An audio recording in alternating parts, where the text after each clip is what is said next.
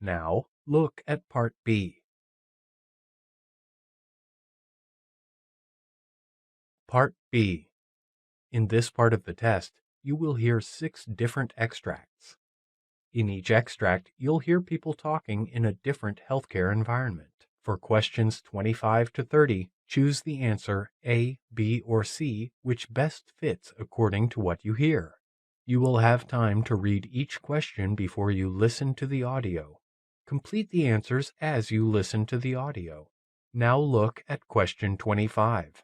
You hear a discussion between a doctor and nurse about different types of kidney cancer cells. Now, read the question.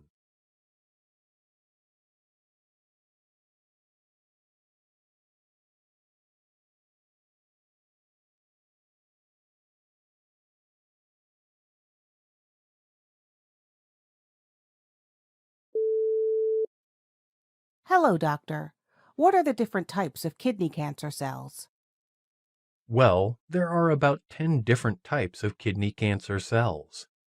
Clear cell is a very common type of cell found in about 70% of kidney cancers, which may be slow growing or grade 1 and less aggressive, or may be grade 4 with a very aggressive growth. Clear cells are susceptible to treatment with immunotherapy and targeted therapy. Papillary cancer cells is seen in 10% to 15% of patients and has further subtypes called type 1 and type 2. Sarcomatoid cells grow most aggressively of all types of kidney cancer cells. It may be found with clear cell or papillary type. The cancer cells appear like sarcoma cells under the microscope. Collecting duct cancer is similar to transitional cell carcinoma and is rare and is usually treated with chemotherapy. Oncocytoma is a slow-growing cancer and does not spread beyond the kidneys. Chromophobe is another type of rare cancer. Angiomyolipoma is a non-cancerous tumor that has a unique appearance on the computed tomography scan. This type of cancer is less likely to grow aggressively and spread and is treated surgically.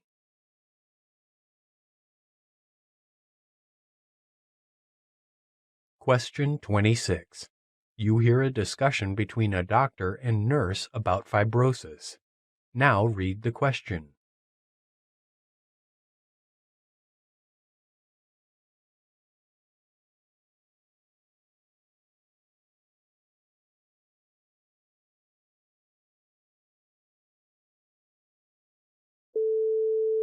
Hello, doctor. What is fibrosis, and what are the different types of fibrosis? Well, the term fibrosis means the formation of fibrous tissue that may or may not be connected with tissue healing. Some of the different types of fibrosis are: lung fibrosis or pulmonary fibrosis may occur as a result of prolonged infections, such as tuberculosis or pneumonia. The condition is also caused by exposure to occupational hazards, such as coal dust, or the genetic condition called cystic fibrosis. Liver fibrosis or cirrhosis refers to the scar tissue and nodules that replace liver tissue and disrupt liver function. The condition is usually caused due to alcoholism, fatty liver disease, and hepatitis B or hepatitis C. Heart fibrosis affects the regions of the heart that have become damaged due to myocardial infarction may undergo fibrosis. Mediastinal fibrosis is characterized by calcified fibrosis of the lymph nodes that can block respiratory channels and blood vessels. Retroperitoneal cavity fibrosis affects the soft tissue in the retroperitoneum, which contains the aorta, kidneys, and numerous other structures. Bone marrow fibrosis, or myelofibrosis, is scarring in the bone marrow that prevents the normal production of blood cells in the bone marrow. Skin fibrosis is the scar tissue that forms on the skin in response to injury, called a keloid. Scleroderma or cystic sclerosis is an autoimmune disease of the connective tissue that initially affects the skin, but also involves other organs such as the kidneys, heart, and lungs.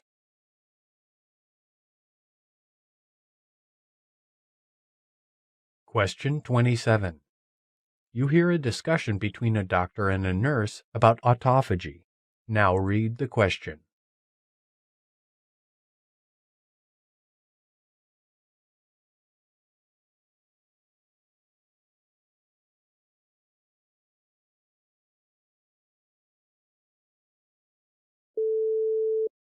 Doctor, what is an autophagy? And what are the types? Well, autophagy is a process which includes the consumption of the body's own tissue during a metabolic process that occurs due to starvation and in certain diseases. The different types of autophagy are: macroautophagy processes involves delivery of cytoplasmic cargo to the lysosome through the intermediary of a double membrane bound vesicle, which is called an autophagosome, that fuses with the lysosome to form an autolysosome. Microautophagy. During this process, the cytosolic components are directly consumed by the lysosome itself through the lysosomal membrane. Chaperone-mediated autophagy. During this process, the targeted proteins are translocated across the lysosomal membrane in a complex with chaperone proteins.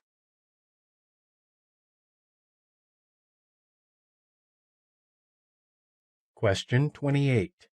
You hear a discussion about the role of epinephrine in human body. Now read the question.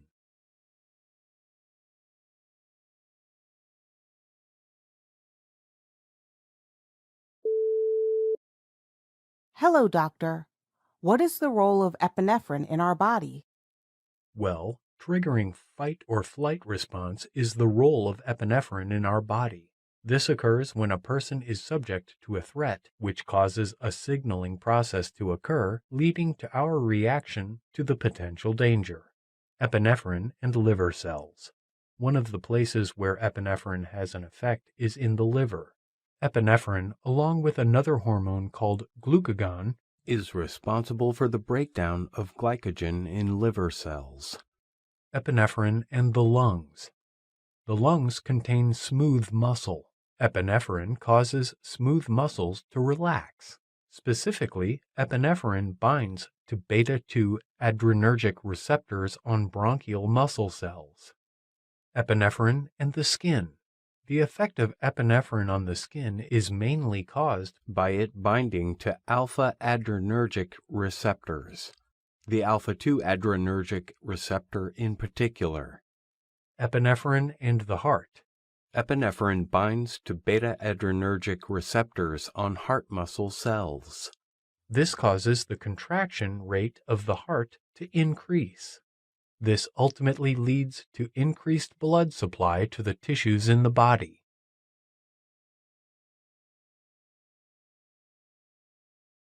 Question 29. You hear a lecture about ringworm diseases. Now read the question.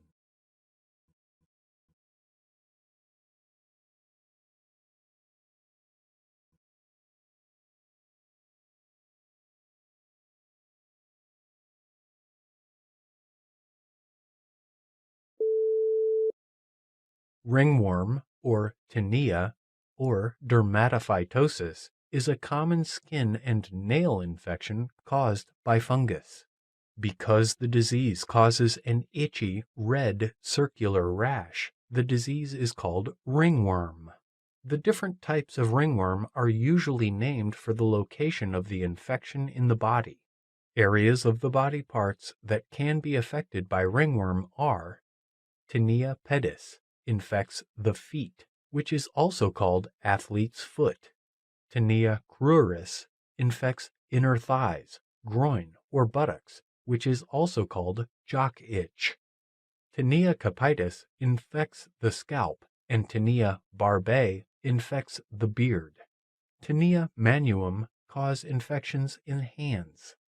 Tinea unguium, or onychomycosis, infects fingernails and toenails or fingernails.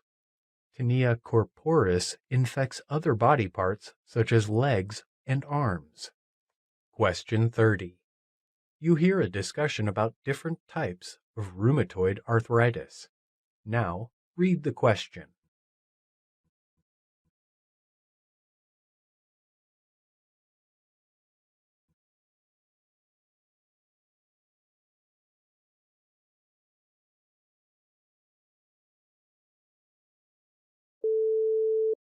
Hello, doctor. What are different types of humanoid arthritis? Knowing the exact type of rheumatoid arthritis will be very helpful to provide an appropriate treatment to the patient. Types of rheumatoid arthritis include: if a patient has seropositive rheumatoid arthritis, the blood test result would show a positive rheumatoid factor. This means the patient has the antibodies that cause the immune system to attack the joints. Juvenile idiopathic arthritis refers to rheumatoid arthritis in people younger than 17 years of age. The condition was previously known as juvenile rheumatoid arthritis. The symptoms are the same as those of other types of rheumatoid arthritis. However, they may also include eye inflammation and issues with physical development. If the patient has a seronegative rheumatoid arthritis, the blood test would show a negative rheumatoid factor and a negative anticyclic citrullinated peptide. But if the patient still has rheumatoid arthritis symptoms, it may be probably a seronegative rheumatoid arthritis. The patient may eventually develop antibodies, changing the diagnosis to seropositive rheumatoid arthritis.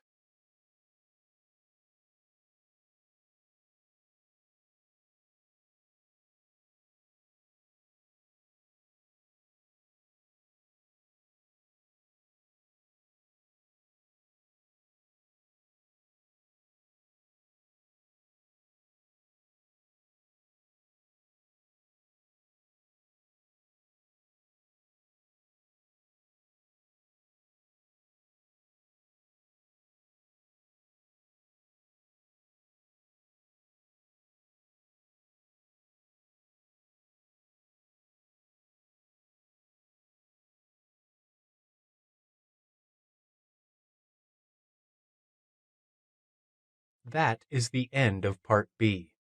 Now, look at Part C.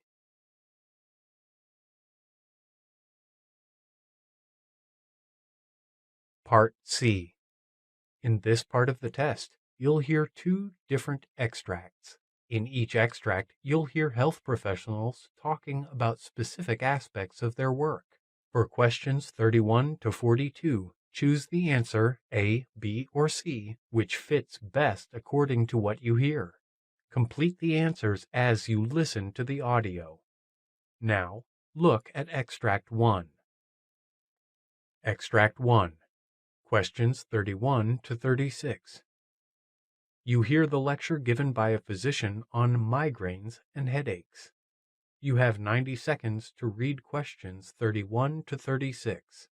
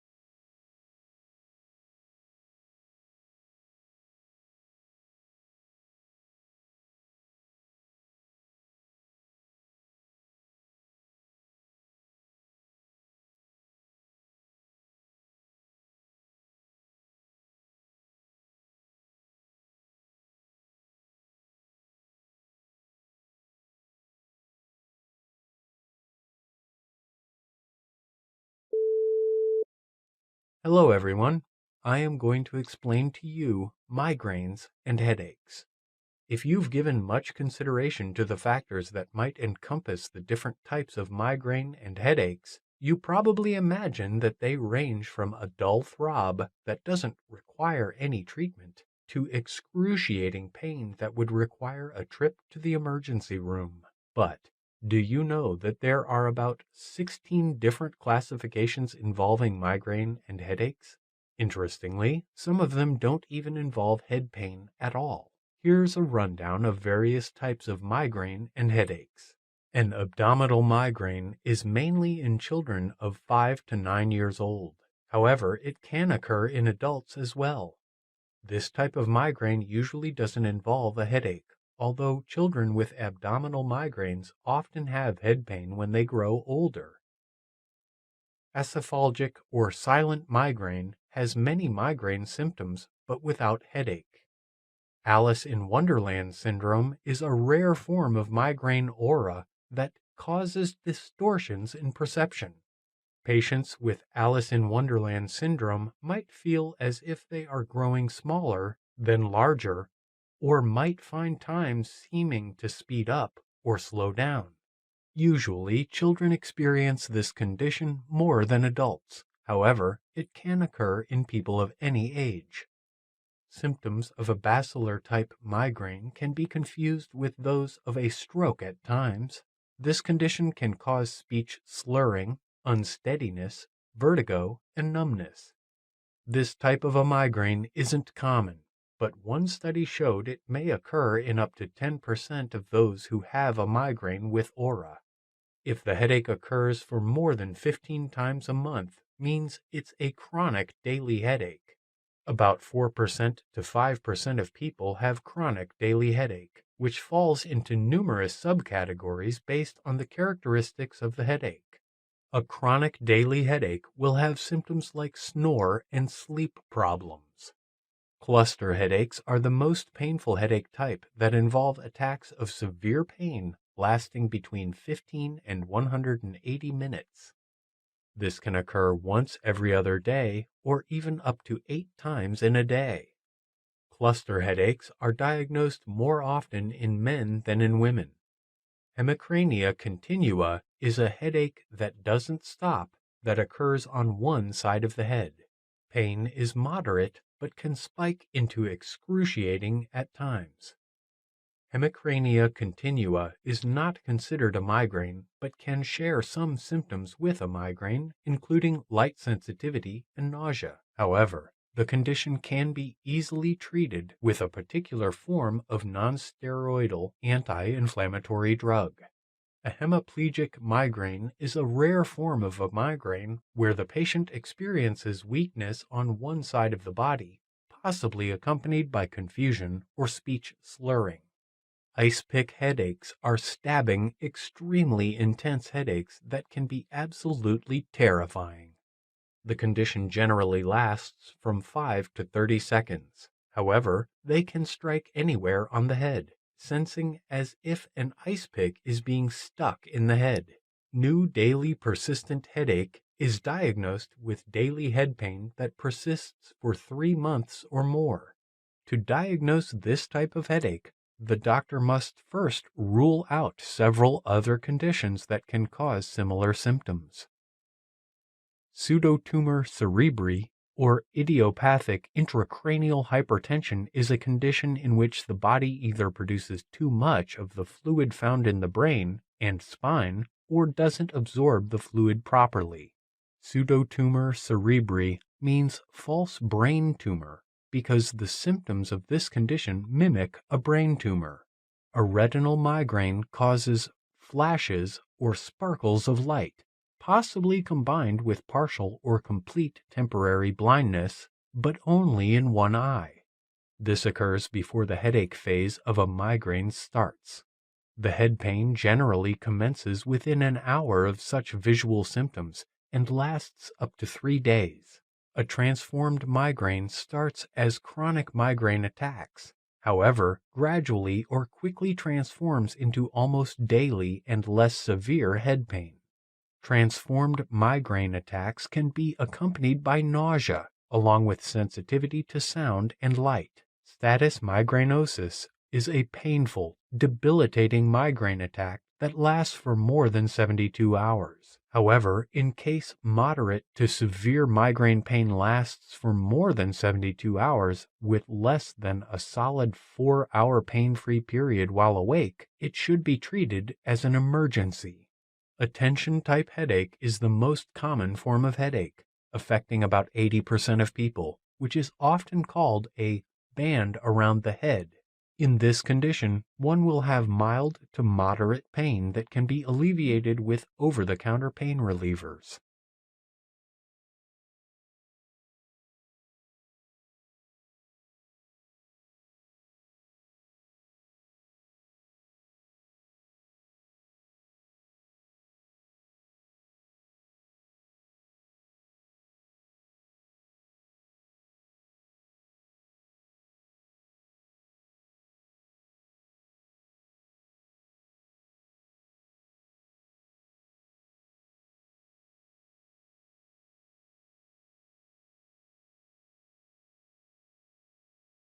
Now look at Extract 2, questions 37 to 42. You hear the monologue of a physician giving a lecture on acanthamoeba infection. You have 90 seconds to read questions 37 to 42.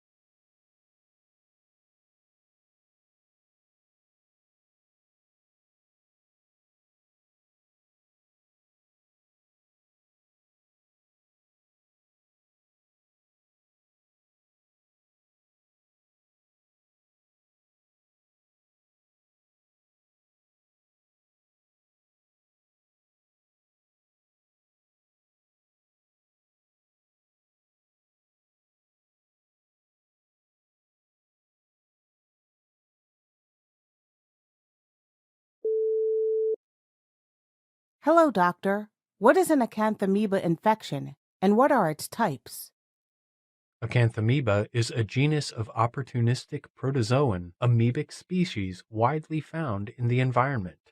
Moreover, it is part of a broader family of free-living amoebae that can autonomously survive in the environment. However, it can also parasitize in humans and result in severe infections. Having discovered as a contaminant of yeast culture in 1930, it has become increasingly appreciated in the past few decades due to its potential to cause diseases in persons wearing contact lenses and immunocompromised persons, and also for its capability to act as a reservoir for various pathogens such as fungi, bacteria, and viruses. 3 major classifications of rare clinical syndromes can be caused by acanthamoeba. A fatal granulomatous amoebic encephalitis that involves the spinal cord and brain, acanthamoeba keratitis that involves the eye and disseminated infection that often manifests in many skin lesions. Granulomatous amoebic encephalitis. Initially, the term granulomatous amoebic encephalitis was coined mainly to define the brain infection caused by acanthamoeba species. Nevertheless, the other free-living amoebae, especially Balamuthia mandrillaris and Sapina diploidea, can result in analogous clinical presentation. Most often, acanthamoeba affects the posterior structures of the brain in patients' diseases such as diabetes, renal failure, various malignancies, systemic lupus erythematosus, and human immunodeficiency virus. Other predisposing factors are organ transplantation, drug abuse, alcoholism, radiotherapy, or chemotherapy. It is often very cumbersome for the early clinical diagnosis of this condition, as symptoms mimic ischemic stroke or some other type of infectious encephalitis. In this condition, the disease usually manifests with headache, confusion, stiff neck, fever, lethargy, and focal neurologic deficits. As the infection becomes severe, the signs of raised intracranial pressure predominate, resulting in coma and mortality. Acanthamoeba keratitis represents a multifactorial process connected with the use of contact lenses.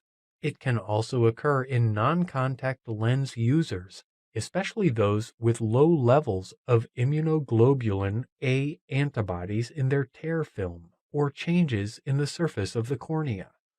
The process begins with the disintegration of the epithelial barrier and stromal invasion by acanthamoeba that induces a vigorous inflammatory response and subsequent stromal necrosis, with potential blinding. There is also a chance of bacterial superinfection that further complicates timely diagnosis.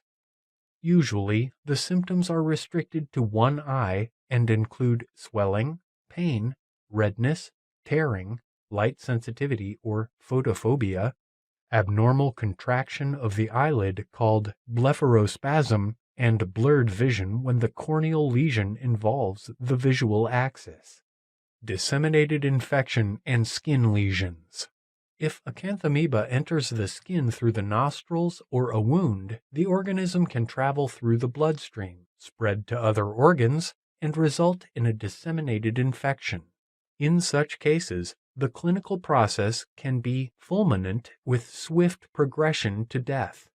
Infection with acanthamoeba species can also result in various skin lesions that usually start as firm papules nodules, subsequently developing into indurated ulcerations.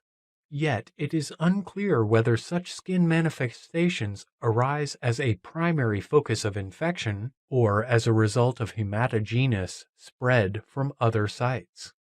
If they are diagnosed microscopically, the cutaneous lesions are often characterized by focal necrosis surrounded by inflammatory cells, vasculitis, and amoebas themselves. Even then, the condition can be confused with other infection caused by fungi, viruses, or mycobacteria, especially if the organism is not visualized in the single biopsy specimen.